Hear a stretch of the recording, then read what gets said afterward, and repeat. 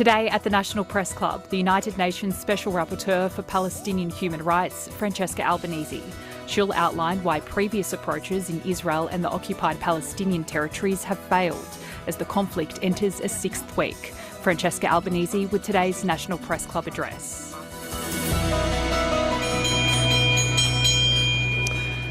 Hello and welcome to the National Press Club and today's Westpac address. We're coming to you from Ngunnawal and Ngambri country. My name is Tom Connell. I'm an anchor at Sky News and also the treasurer here at the club. Our guest today is Francesca Albanese. That's the only time I'll attempt the Italian today, I think. She's the UN Special Rapporteur for the occupied Palestinian territory, and with her address to the National Press Club of Australia entitled Israel and the Occupied Palestinian Territory, the Story You Choose to Tell. Francesca is a distinguished human rights lawyer with more than 2 decades of experience at the United Nations, including roles with the Office of the High Commissioner for Human Rights and the Relief and Work Agency for Palestine Refugees. Appointed as the Special Rapporteur on the situation of human rights in the Palestinian territories by the UN Human Rights Council in 2022, Ms Albanese is renowned for her expertise in enforcing human rights norms, particularly for vulnerable groups such as refugees and migrants across the Middle East, North Africa and Asia Pacific as well.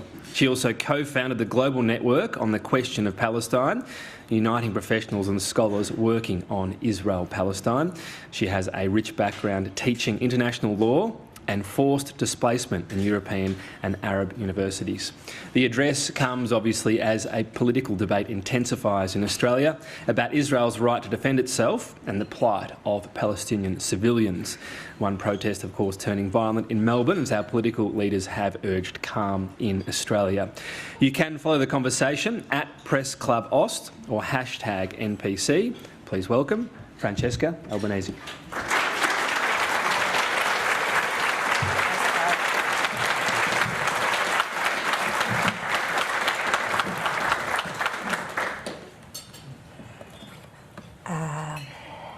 Yuma.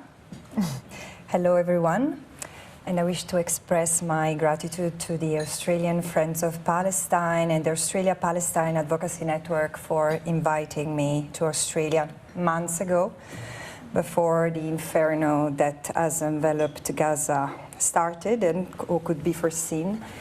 And they invited me to meet with a variety of communities, constituencies, I would say people of conscience, mostly, on unceded First Nations land. I pay tribute to the traditional custodians of the land where we are meeting today. And as a visitor to this country, but also as someone from the continent where colonialism originates as a method of control, resource exploitation and subjugation of the natives, it's particularly relevant for me to be here in my position as a special rapporteur on the occupied Palestinian territory. And it is so moving for me to be able to pay my respects to the elders, past and present, and extend that respect to all other First Nations people present or watching. The indigenous people in these countries, as elsewhere across the world, cannot and have never ceded sovereignty. And as I say that, my heart goes out to Palestine, where the indigenous Palestinians, or what remains of them since the majority were ethnically cleansed in 1947, 1949 from what is modern-day Israel, and in 1967 from the territory that for 56 years Israel has militarily occupied the West Bank, including East Jerusalem and the Gaza Strip. The Palestinians under occupation are fighting today an existential struggle not to be forcibly displaced from or fatally subjugated in the little that remains of their historical homeland. In fact, it is correct to say that the indigenous Palestinians have been progressively ethnically cleansed as of 1947. For those who are not familiar with it, my mandate entails monitoring and reporting to the United Nations on violations of international law committed in the Palestinian territory that Israel occupies. This position is honorary, though very demanding, as you can see, and this is a position that I'm proud to serve as the 8th and first woman in the 30-year history of this mandate. The toughest part of this is being exposed to endless suffering, where people are too easily killed, blamed and smeared, as my new friend Nasser Mashni said yesterday while he was in front of an execution squad. You did very well, Nasser. And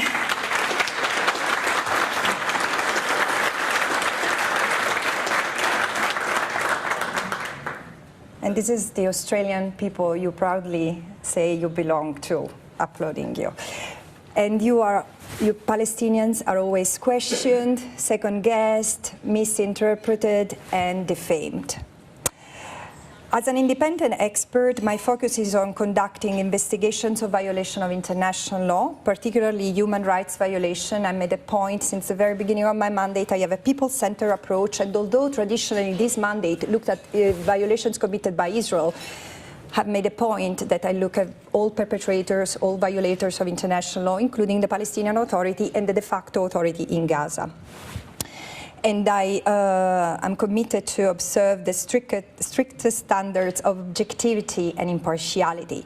This means examining facts, all facts reported to me. As for those of you who do not know, I'm not allowed to visit the occupied Palestinian territory, although I'm mandated to do so by the United Nations because Israel prevents me from doing so.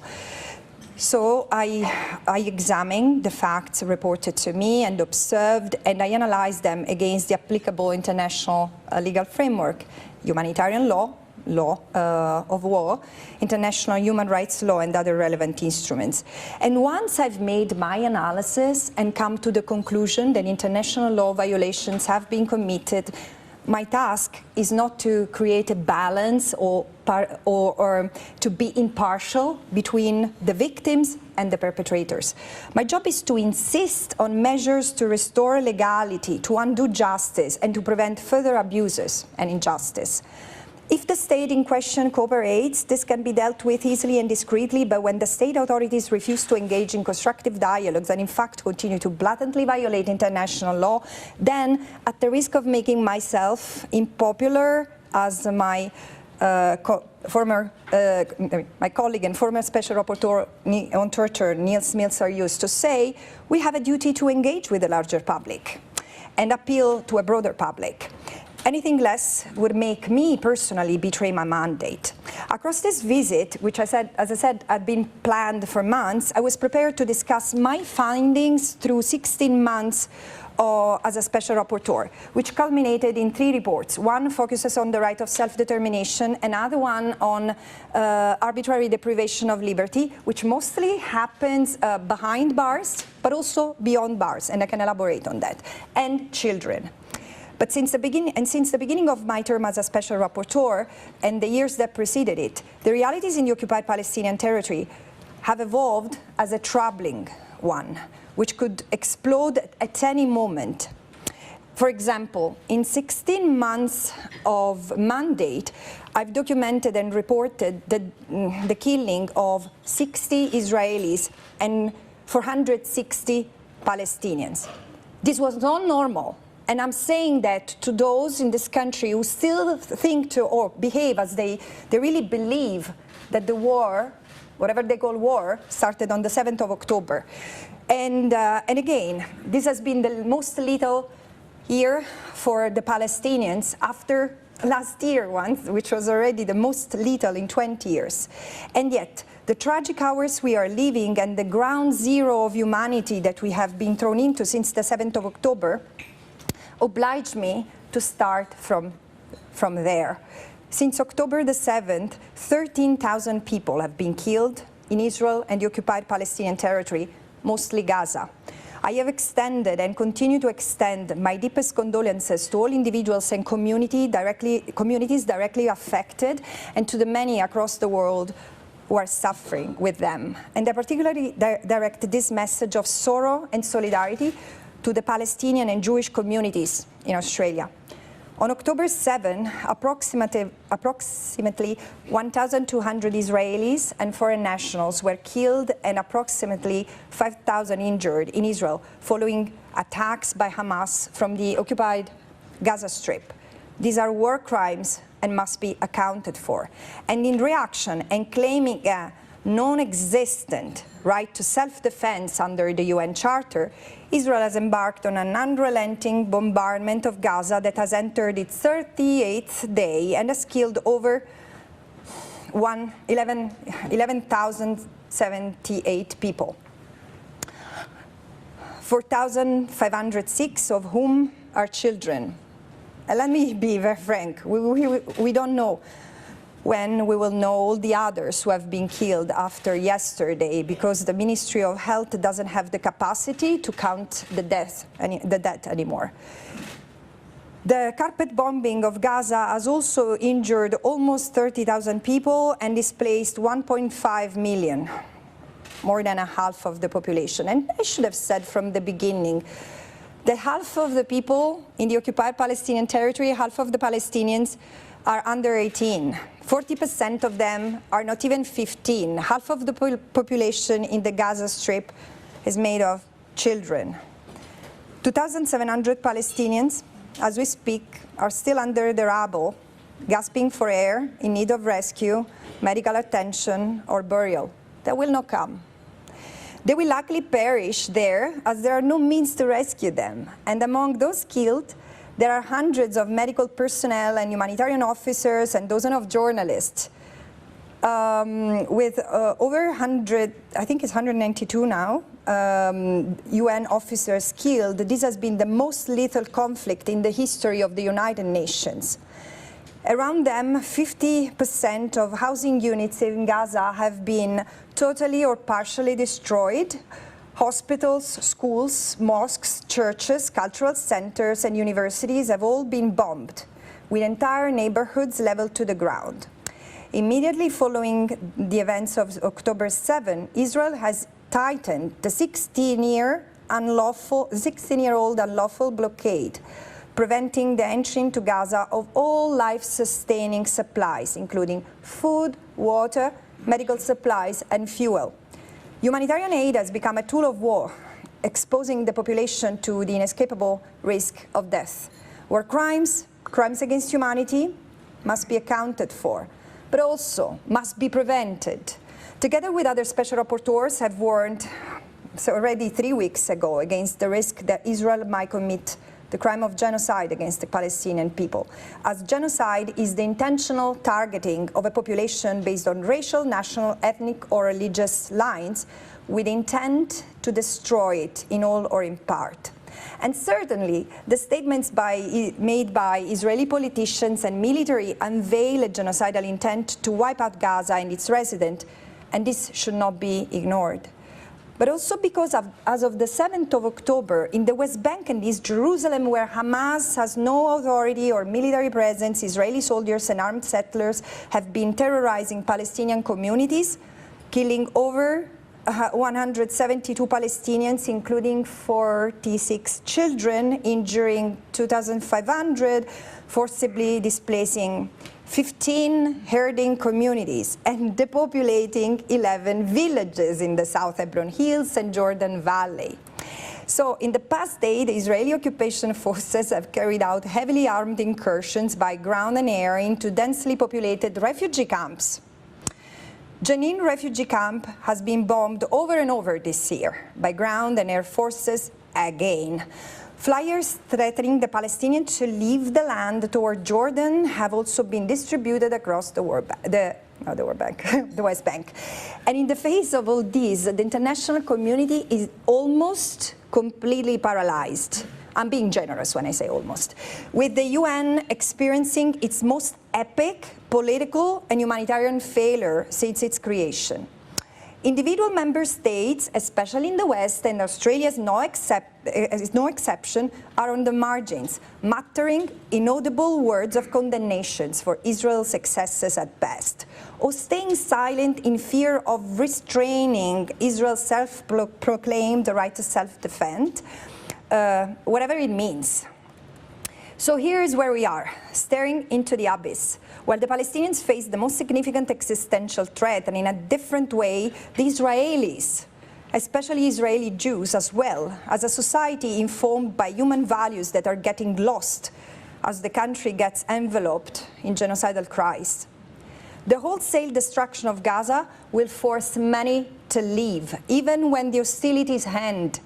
And the unrestrained ferocity of settlers in the West Bank and East Jerusalem will sooner or later push vulnerable Palestinians to leave. And if in 75 years' time the international community has still to realize what the Nakba is, here is what it is, televised, under our watch. The current reality epitomizes how the international community has so epically failed to promote peace and security for both Palestinians and Israelis, premised upon international law and the end of Israel's 56-year-old occupation, and the realization of Palestinian self-determination and freedom. Israel's government and its supporters have spun narratives that portray the Palestinians as an existential threat to the Jewish people and the Palestinian struggle for basic rights as a direct challenge to Israel's very existence. And let me say, many of these tropes resonate so strongly in this country as well. And unconscionably, this is also harming the Jews around the world, the Jews in Australia as well, who might find themselves targeted because they are associated as Jews to the actions of Israel. Correcting this requires a rehumanization of the discourse itself. And I'm so happy to speak to journalists because you have a great deal of homework to do in this respect. And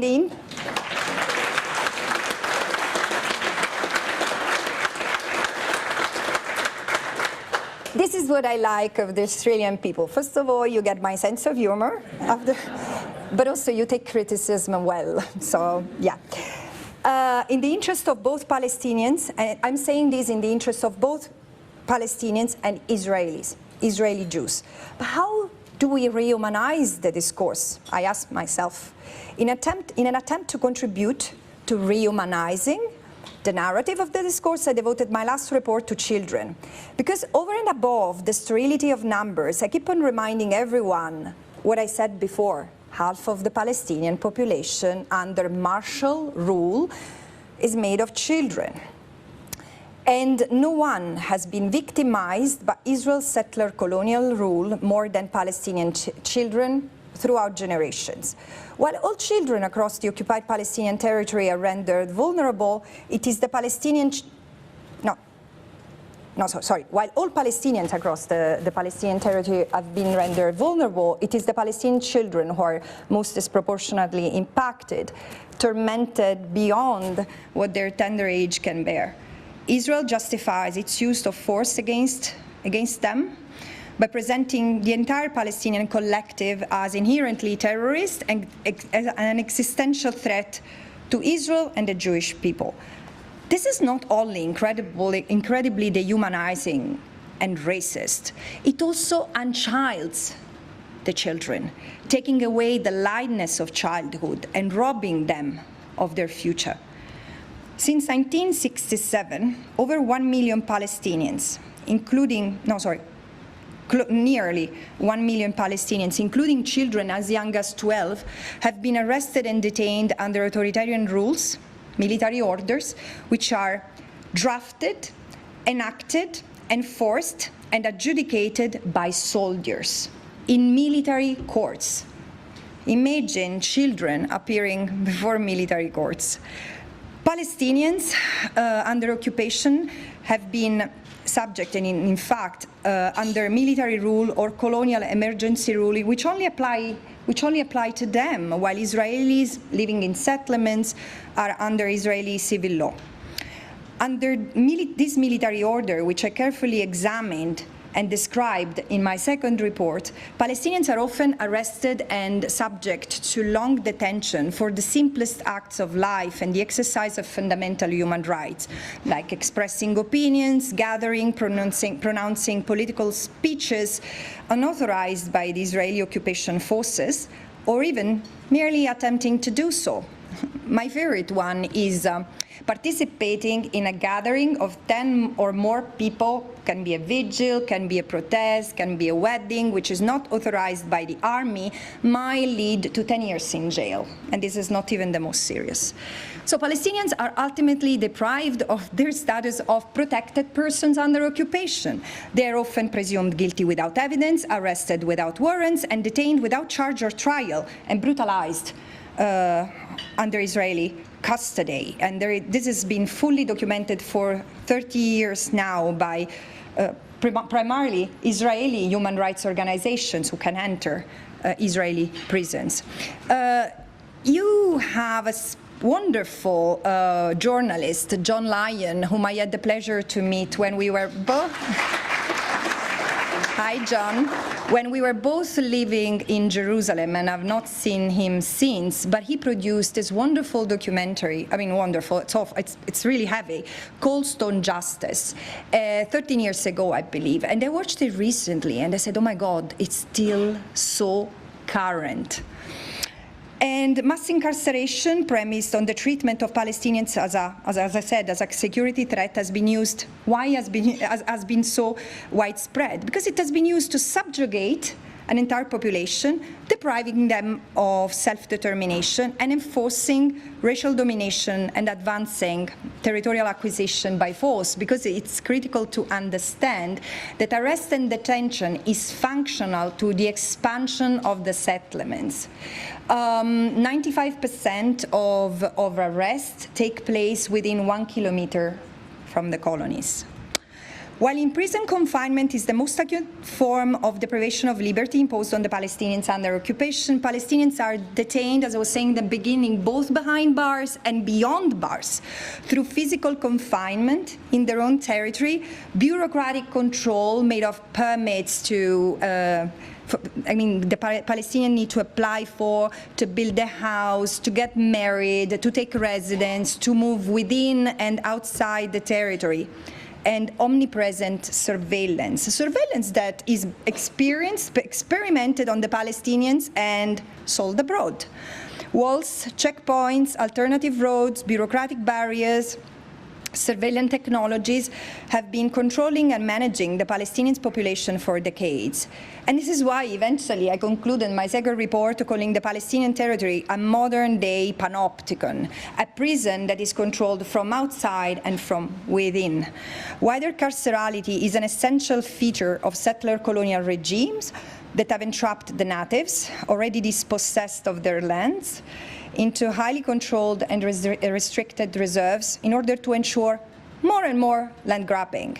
Carcerality is another way of eliminating the natives to settle in their land, and this is still ongoing. It's an anachronistic enterprise, but still unfolding in the occupied Palestinian territory. But again, children are children, and today's children are tomorrow's adults. The necessity of reclaiming a more humane narrative is categorically imperative both to protect them and the society they will soon be part of.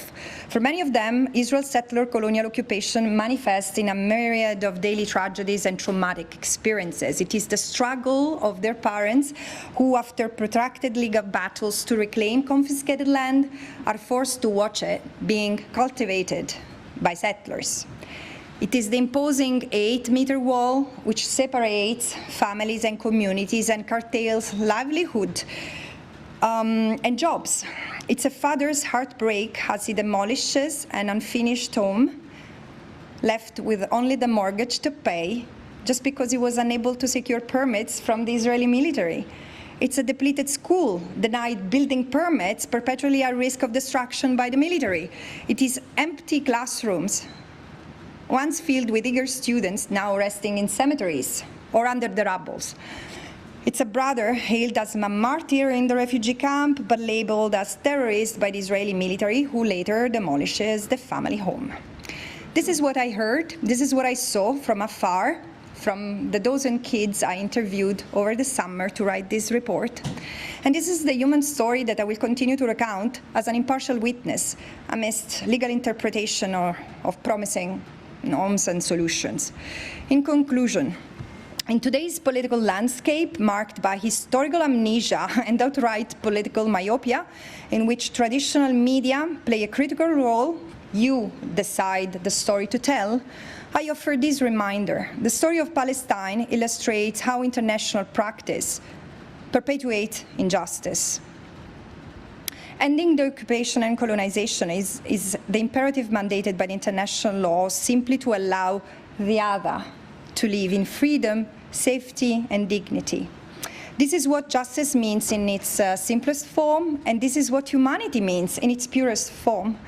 And in this rehumanization discourse, I convincingly include the Israelis, because like the Palestinians, they're part of an anachronistic settler colonial endeavor, of course, with unparalleled responsibilities and suffering.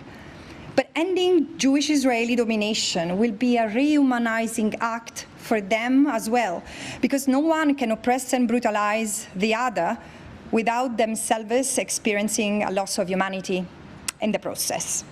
Thank you.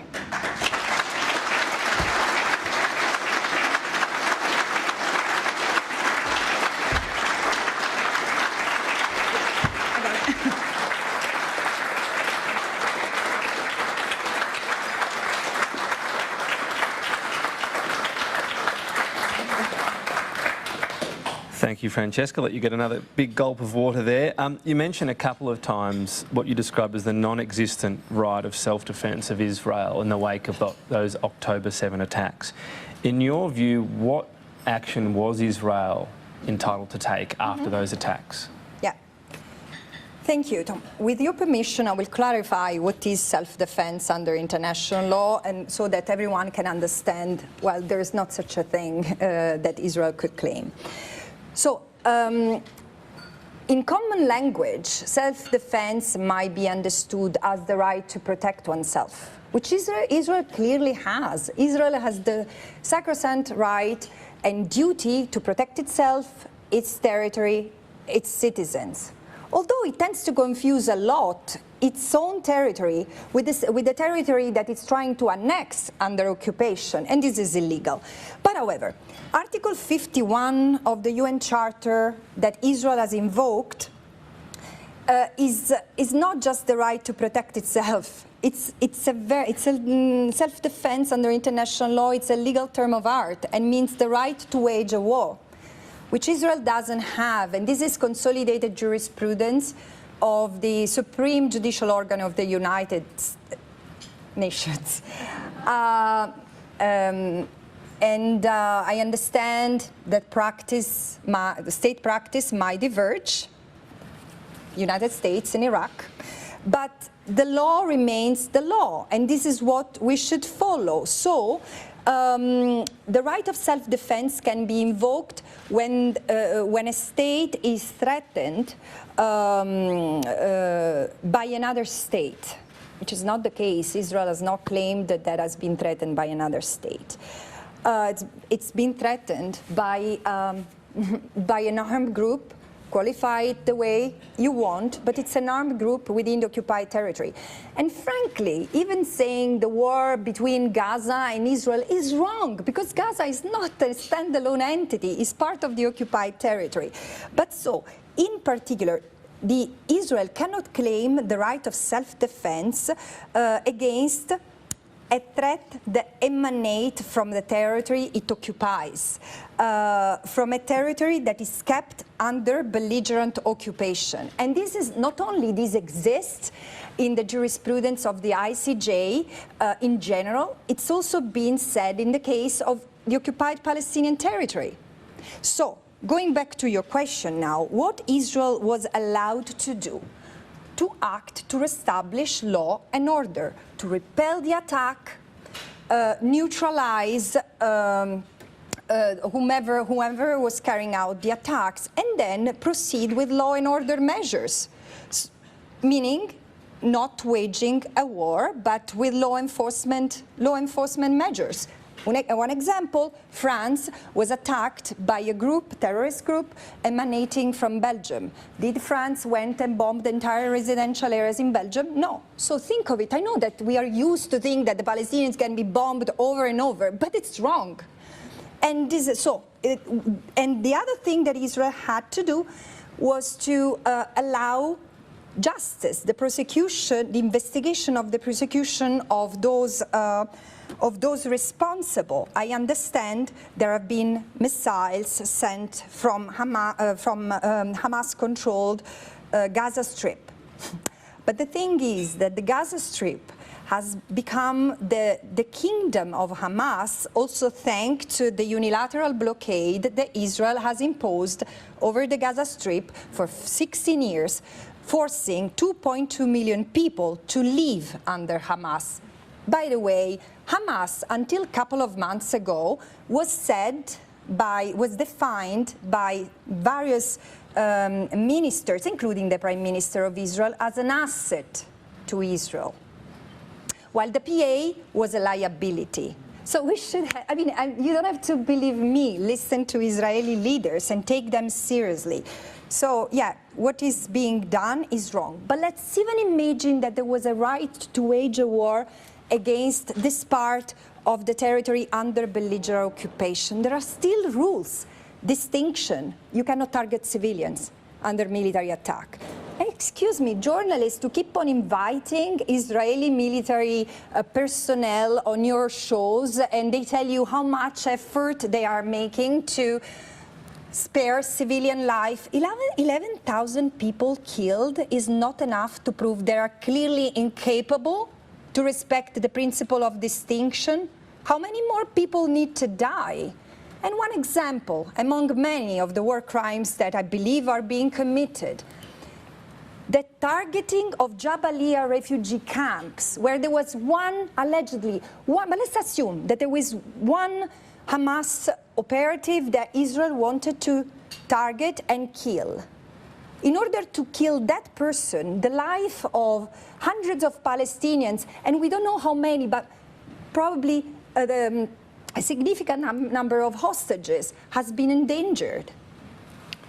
400 residents, the camp has been bombed, hundreds of deaths and hundreds of injured. So, I mean, this is clearly not respecting the principle of distinctions, the principle of proportionality, for which a military action needs to be proportionate to the military goal and the principle of precaution. A lot to unpack there. I'll just ask one more before I go to my colleagues. When you say neutralise, when this attack is carried out and you've got Hamas leadership saying they want to do October 7 again and again and again, is it truly neutralising it if once they go across the border, Israel says, OK, well, the immediate threat has subsided? Yes. When I hear Hamas leaders and when I hear Israeli leaders, particularly in these historical moments, they seem to me calling for the whole destruction of the other. But the difference is that unlike Hamas, what Israel is enforcing that reality. Hamas is not.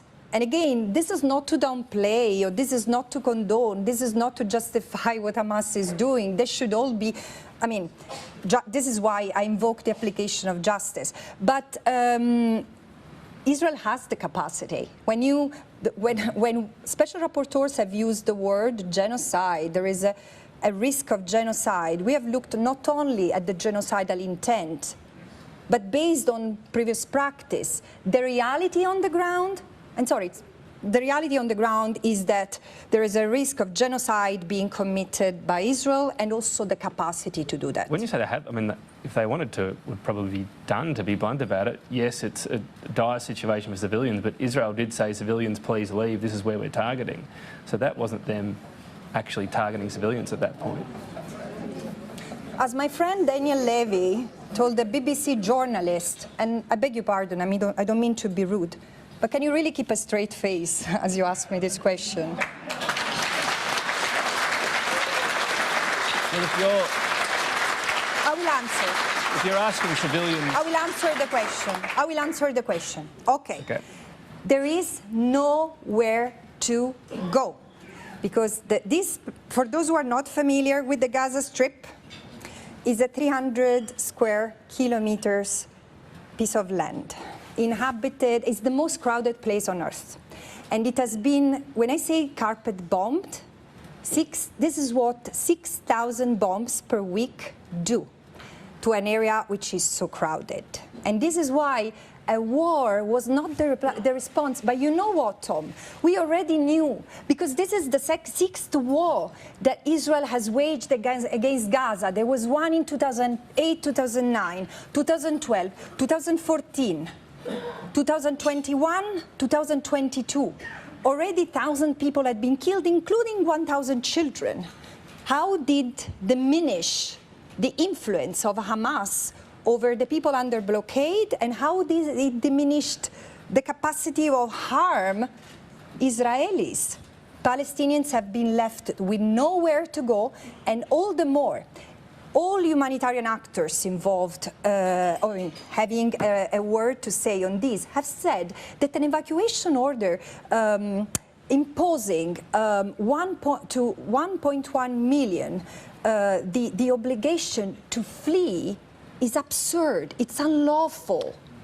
Okay, I'm not meaning to interrupt. I'm just conscious I want to give my colleagues a go as well. I don't if I could get a next question out from Matthew Knott from the Sydney Morning Herald and The Age. Thank you for your address today. You've said previously that it should ultimately be up to Palestinians to decide who governs in Gaza, and that Israel should be open to making a peace deal with Hamas. Given that Hamas leaders since October 7 have said repeatedly that they would like to repeat these attacks, is that really possible? Is Hamas really a potential partner for peace, or would the defeat or surrender of Hamas be part of any realistic peace agreement in Gaza? I'm sorry, I cannot answer the question because you are basing yourself on something that has been reported, that it has been completely distorted. Sorry, I mean, you have some media who's really as manipulative as those in Italy, and I thought that no, I've said something else, that the military response cannot be war, must be peace, and the peace must be done with the Palestinians. But I mean, I'm also speaking of a non-legal peace, a peace, a reconciliation with the idea that Palestinians have same humanity and same entitled to rights, freedom, and dignity than the Israelis. So it was a very beautiful 35-minute conversation, and this is what the journalists got. I mean, I'm sorry, but this is not what I said. It's been completely distorted.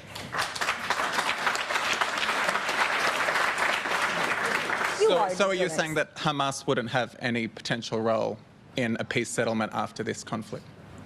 I don't know. It's not up to me to say. I'm a lawyer. I'm not a politician. I just say that what is to happen now is a ceasefire, an arms embargo toward all warring parties, Hamas and Israel, humanitarian corridors that do not become a way to forcible transfer anyone, setting all the hostages free, allowing them to return to their families unharmed, and also liberation of all the Palestinians who have been arbitrarily detained. Many of them are children, and then a serious plan to undo the occupation, to end the occupation. Because again, let's assume that Israel manages to kill all the 20,000 Hamas operatives that, I mean, I don't know, these are the figures that are being given. But still keeps the Palestinian under occupation. Another form of resistance like this will emerge. So, Ms. Albanese, I know you say it's not up to you, you're a lawyer, but you know this issue intimately. Do you think it's feasible to see Hamas and Israel doing a peace deal, given what we know about Hamas? I mean, in its covenant, it says Israel will be destroyed. Let's say that it was a difficult but lasting wedding until the 7th of October. I mean, Hamas has been there also because it was in Israel's interest to have Hamas there. Excuse me, Hamas would have not been the force that it is hadn't it been for Israel's continuous interference with the formation of a Palestinian polity. And Hamas was strongly subsidized and encouraged to expand in the Gaza Strip in order to provoke a crack, broaden a crack in the Palestinian liberation organizations led by Fatah. So I'm not saying that Hamas was a byproduct of Israel, but Israel supported it a lot, while the other movements were considered terrorist and then crushed. Next question, Daniel Hurst from The Guardian. Daniel Hurst from The Guardian. There's been a bit of debate in the last few days in Australia about the status of protection of hospitals. Hospitals in Gaza have obviously been the scene of extremely horrific scenes. Article 19 of one of the Geneva Conventions says the protection to which civilian hospitals are entitled shall not cease unless they're used to commit outside their humanitarian duties acts harmful to the enemy. I just want your legal perspective on whether, as it's been claimed, that Hamas has networks underneath some of these hospitals. This has been claimed. Does that remove the right to protect or the obligation to protect hospitals? At what threshold is there, at what threshold do those hospitals lose their protection? Thank you. The threshold is very high because hospitals are particularly significant protected civilian objects. So the principle of distinction is that you not target a hospital. It's true. Article 19 that you quoted of the Geneva Convention establishes that the civilian status might be lost if there is there are military operations. But this doesn't mean bombing the hospital. It means giving the time to neutralize the military threat that comes from the hospital. And again, there are hundreds of UN staff and humanitarian officers, UN organization, WHO, ICRC, who have said, and frankly, this is on record, I mean, based on the experience from 5 commission of inquiries who have investigated previous situations where hospitals have been bombed because of alleged presence of Hamas operatives in them. There's never been such a case, although there are cases where Hamas has used civilian objects. But so, what does it mean that the hospital loses civilian status? As I said, it is to be proportional. The measures taken against the hospital needs to be proportional to neutralize the threat, and it cannot be bombed because it's going to destroy the capacity to provide humanitarian assistance to many, particularly at a moment like this one, because Al-Shifa Hospital has shut down, and now we don't even know where the deaths and the wounded will be taken. Thank you. As someone concerned for the plight of Palestinians, do you apportion some blame towards Hamas for using areas to militarise civilian areas? Say it again? Sorry. Well, if they're basing, say, military targets near hospitals or schools or civilian areas, do you blame Hamas for that as well? Blame is not a legal language, so I don't blame anyone. I blame my children when they do something wrong. Other than that, do you apportion? Well, I condemn. Okay. I condemn. So yes, of course. The thing is, again, a highly densely populated area like Gaza, where even the rural area is restricted area and under under fire by Israel. I would like to see Gaza living in peace like the rest of the occupied territory and Israel, meaning living in peace. But again, this cannot happen until there is an illegal occupation imposed on the Palestinian people, which again, they will always, and I'm not justifying this, but this is a natural force of nature. They will resist their jailer. They will resist the people who keep them subjugated. By the way, I'm not necessarily someone concerned with the Palestinian plight.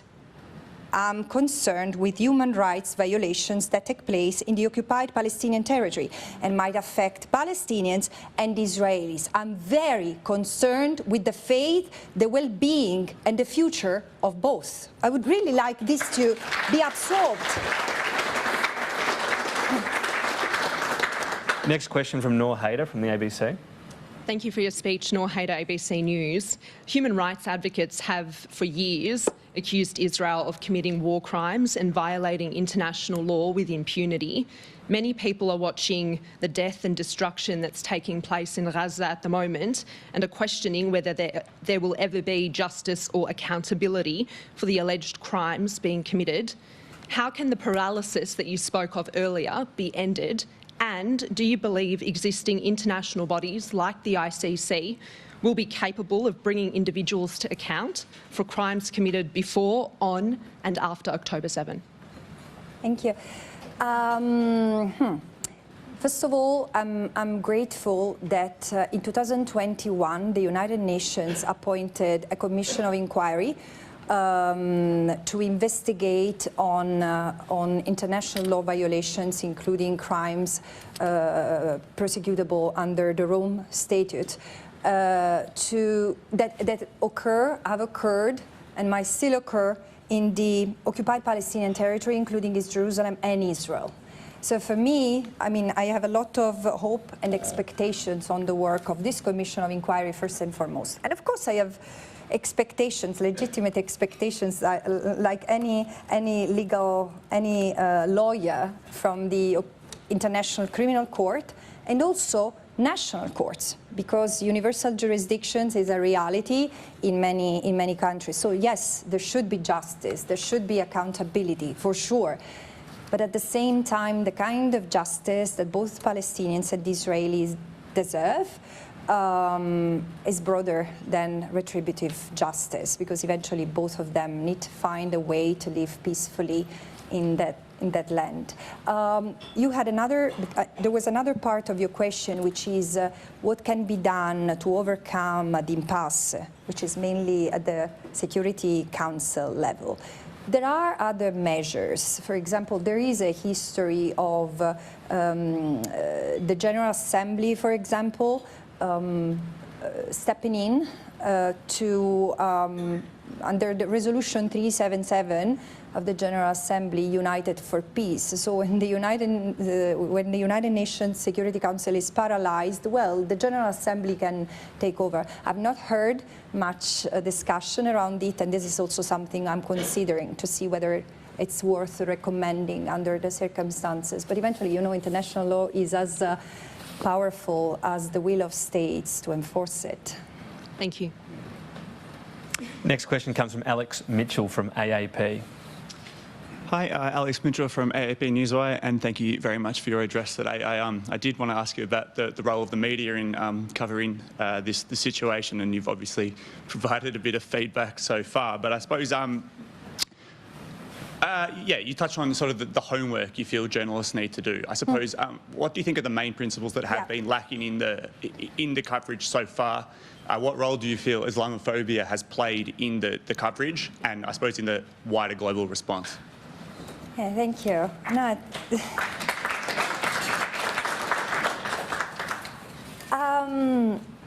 well, first of all, if I had to point to one thing in particular, is avoid dehumanizing the Palestinians, because there is a lot of this, and it's across the globe. Now, I'm not really talking of the Australian media, because I'm not that familiar with what you write.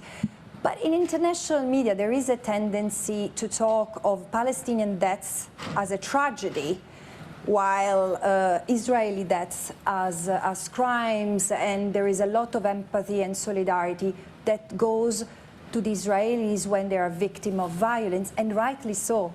This is what we should do as human beings. But then this is lacking on the side of the Palestinians. And as I said, they're killed, they are blamed, and they're also smeared when they try to speak out. So get the facts straight. There are 11,000 people who have been killed, and I find often myself into TV programs where this is not discussed. It's better to think of things that sound as remote as ever, like the two-state solutions. Yes, of course, it's important to talk about the two-state solutions, but what about these 11,000 people who have been killed? And so you mentioned Islamophobia. I think that you have a point there, but what is really unfolding, it's something similar but different at the same time, and it's anti-Palestinian racism, which is a separate chapter of anti-Arabism. But you need to see that. The moment you see that, you cannot unsee it anymore, and you can recognize it in the work you do and in the work of others. And again, this is not to dehumanize the Israelis. Actually, what I try to say, it's recognizing the humanity of both, but silencing, excluding, erasing Palestinian voices, or stereotyping and defaming them, denying what they have suffered throughout history, which doesn't mean denying what others have suffered, but as some scholars very dear to me saying, it's about recognizing the trauma of the other, recognizing the pain of the other. So this, I mean, you can start from there. The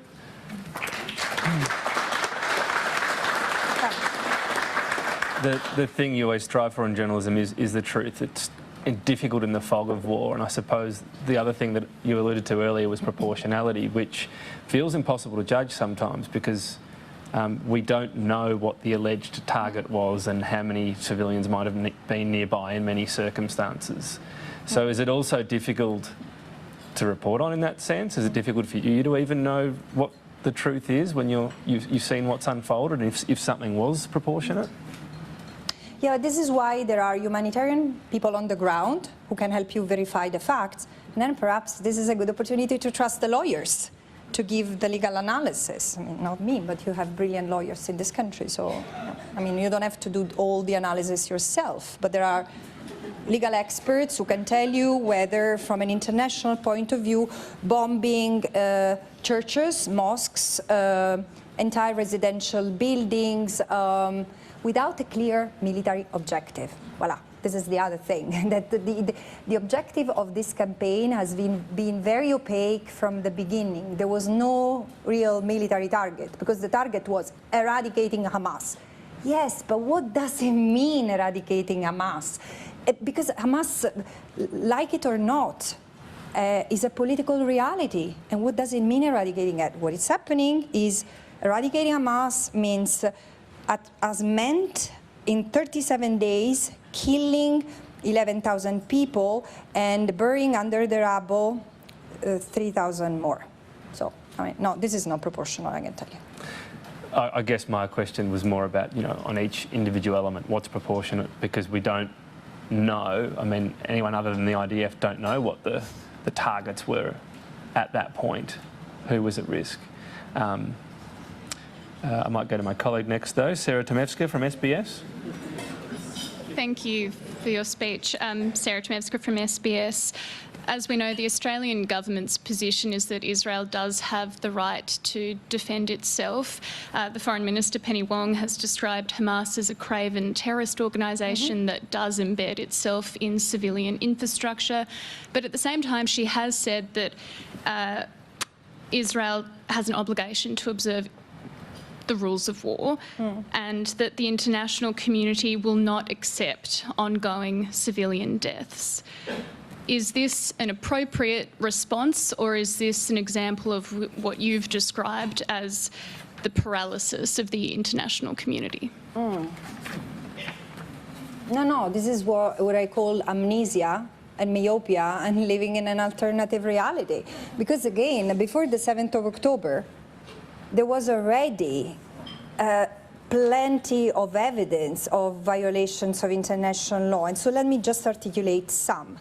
Since 1967, Israel has built 300 colonies, which are a war crime in and of themselves, in the occupied Palestinian territory, violating Article 49 of the Geneva Convention, which prohibits the occupying power from transferring or encouraging, or supporting the transfer of its own civilian population into the occupied territory. This has meant establishing a system of structural violence made of dispossession, confiscation of land, and forcible displacement of the Palestinian. Forcible displacement, when it's widespread and systematic, is not just a war crime, it's a crime against humanity.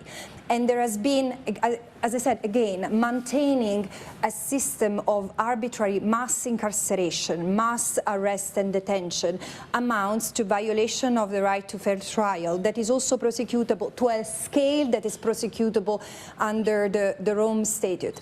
And the list is long. So there were already crimes that were committed then, before the 7th of October. Gaza had been under blockade, which was a war crime, unlawful a collective punishment on the entire Palestinian population before. And there was wall-to-wall consensus that was illegal.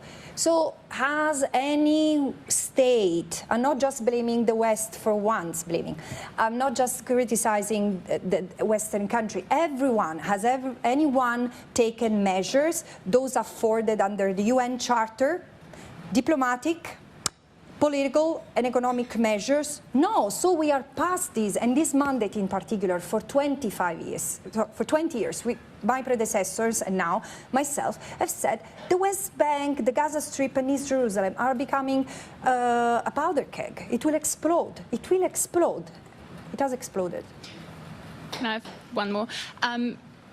The Prime Minister yesterday in question time made a point of stressing that Australia is not complicit in what is unfolding in Gaza.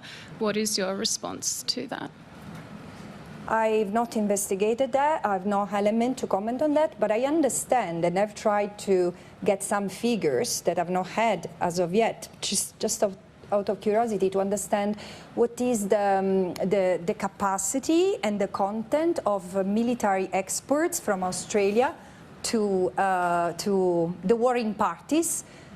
I mean, this could be understood as being responsible for what's happening. I mean, many have called for an arms embargo, as it happens under these circumstances when serious violations of international law and crimes are being committed. So this is something on which you, journalists, may want to insist. Got a question from... Got a question from an interested viewer, Mark Kenny of the ANU and Canberra Times. I think you alluded to this before when you mentioned powder keg, but he asks, has the severity of this conflict radicalised ordinary Palestinians and made a possible two-state solution even more unlikely, and would a more moderate Israeli government improve that? The only thing I can say, based on my experiences, and not just in Palestine or in occupied Palestinian territory or Israel, and it's a more broader sense, is that violence begets violence. And so I don't think that there is evidence to say that the violence that Israel has imposed on the Palestinians has really radicalized the Palestinians. I'm still mesmerized at what Chris Edges called the miracle of kindness that the Palestinians still carry through and through. So I don't know if it will radicalize them, but it's leaving them without hope. And if I look at it from the perspective of children, this is so unfair, because it's not only destroying their present, but it's incapacitating them in the possibility to envisage and to enjoy a future. Next question from Daniel Hurst again from The Guardian. Daniel Hurst again from The Guardian. I get a second go. You've made a very clear pitch about avoiding dehumanising anyone in this particular debate, Palestinians and Israelis. I couldn't help but being tripped up by the very ending of your speech, where you said that ending Jewish-Israeli domination would be rehumanising acts for them as well. I just want to ask whether that sort of comment is helpful in the current climate, talking about ending Jewish-Israeli domination. Yeah. Not sure what it's helpful. I wonder whether it's helpful to pretend that apartheid doesn't exist, because this is what we are talking about.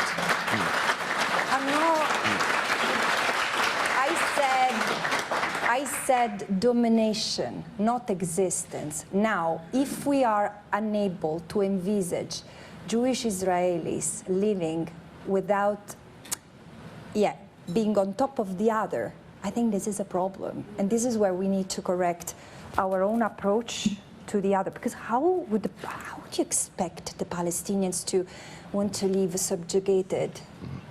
I mean, 1 or 10 or 50 more years. No, I mean, there shouldn't be domination. But particularly, let me say, it has a very specific meaning in the occupied Palestinian territory, where Israel dominates without any legal justification or basis. The occupation is illegal. It's unlawful because it operates against and outside of everything that is permitted under international law, because it's been a vehicle to colonize the land. It serves no military necessity, and it's also apartheid by default, because having civilian law imposed on, applied to the settlers who shouldn't be there in the first place, which doesn't mean that a two-state solution would translate into the uprooting of them. No, I'm not calling for that, but I'm just saying that the occupation must end. The exploitation of Palestinian land and resources must end, and then it's up to the Palestinians and the Israelis to see how to live together in whatever forms of state they can envisage. It's not up to us. But for me, it's really about basic application of international law. You've applied it to that particular context, but you don't think the word domination has a wider connotation outside that context? What do you mean? Talking about Israeli Jewish domination. Meaning, are you asking me in Israel? Well, the phrase jumped out at me at the end of your speech, and I'm just wondering if the trope of domination No, it's not a trope, it's really real. So it seems not to understand what I'm saying. There is an apartheid regime. No, I'm serious. There is an apartheid regime. It's domination. This is not a trope. This is international law. I encourage you to read the Apartheid Convention because it talks about racial domination. And this is what I'm talking about. It might be a trope into the way you interpret it. But I'm using domination in a strictly legal sense. Thank you very much for answering my welcome. questions.